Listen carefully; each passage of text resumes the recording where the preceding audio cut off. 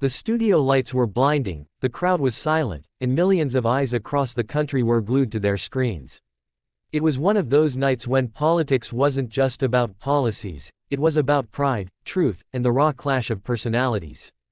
Megyn Kelly, the veteran journalist known for her sharp wit and unflinching questions, leaned forward in her chair, her pen tapping lightly against her notepad.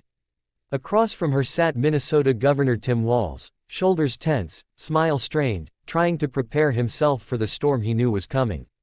The interview began cordially enough. Walz smiled, cracked a small joke, and gave rehearsed answers to Megyn's opening questions.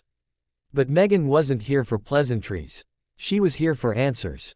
Her voice cut through the air, steady and precise, as she challenged him on controversial decisions, questioned his leadership style, and confronted him with facts he couldn't easily deflect.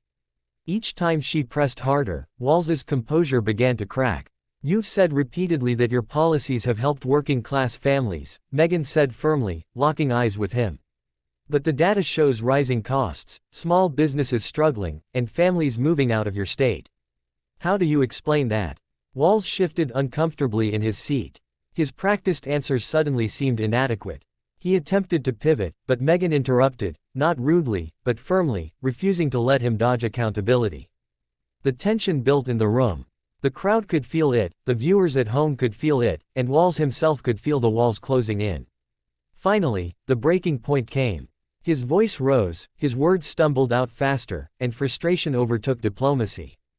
"This isn't fair," he snapped, his face flushed with anger. "You twist things, you create narratives, and you don't understand the reality of governing." His eruption was raw, emotional, and very human, but in that moment, it was also his downfall. Megyn didn't flinch. She simply paused, let the silence linger, and then, with a calm yet piercing tone, delivered the line that would be replayed across social media for days. "Governor, the reality isn't what I say. It's what the people live every single day. And they deserve the truth."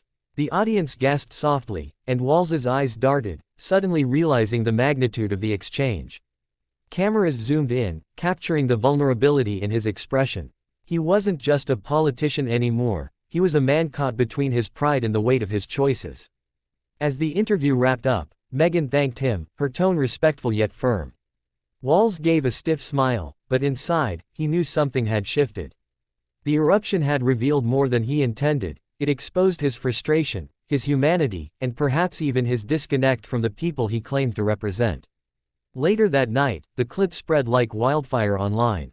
Supporters of Megyn praised her for holding him accountable, while Walz's allies scrambled to defend him, calling the exchange unfair. But beyond the headlines and the soundbites, there was a deeper lesson that resonated with viewers.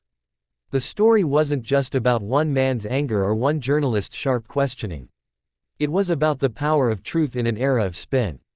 It was about how leaders must face the reality their people endure, not just the narratives they wish to create. And it was about how pressure can reveal character, sometimes stronger, sometimes weaker, but always more real.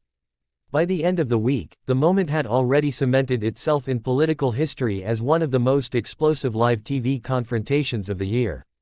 Some saw it as the end of Walz's credibility, others as a wake-up call he desperately needed. But for the millions who watched, the takeaway was clear: honesty, no matter how uncomfortable, is what truly matters. Because when the lights fade, the cameras shut off, and the soundbites die down, the people are left with one thing: the truth. And that night, live on television, the truth had cut through louder than the eruption.